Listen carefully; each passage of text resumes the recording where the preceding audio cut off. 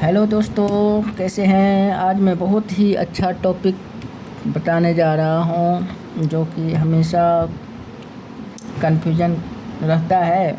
तो शुरुआत करता हूं। डेल्टा ड्यूटी बेस पीरियड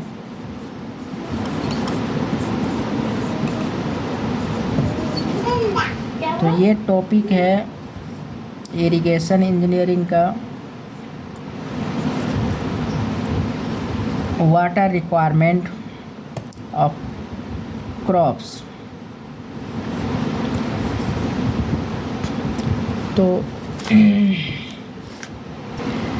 देखिए, डेल्टा क्या है, ड्यूटी क्या है और बेस पीरियड क्या है। तो सबसे पहले वर्ड में हम चलते हैं। डेल्टा, DELTA, डेल्टा, इसको समझिए। DE अर्थात डेप्थ। क्या समझेंगे? डेप्थ, यानी ये डेप्थ है। क्या है? डेप्थ है। डेप्थ को हम किस में नाप सकते हैं? या तो सेंटीमीटर में, मीटर में।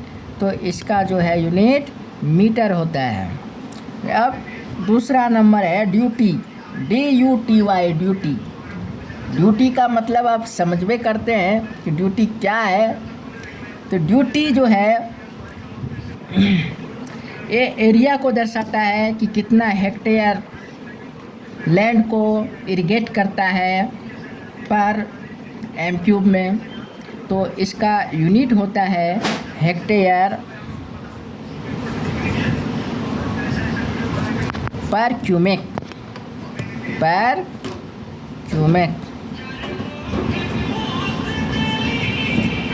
बेस पीरियड क्या है दोस्तों?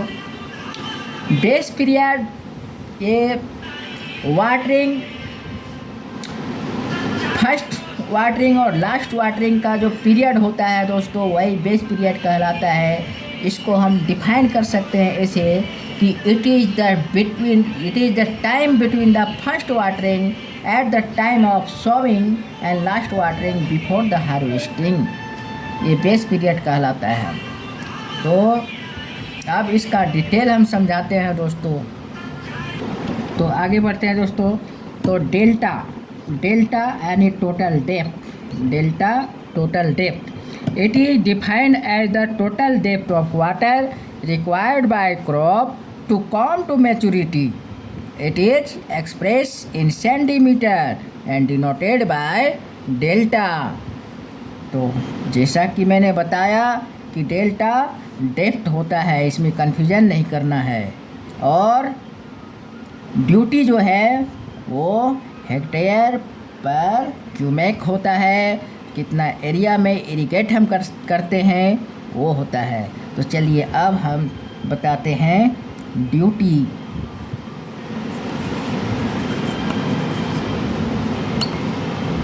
और ड्यूटी क्या होता है?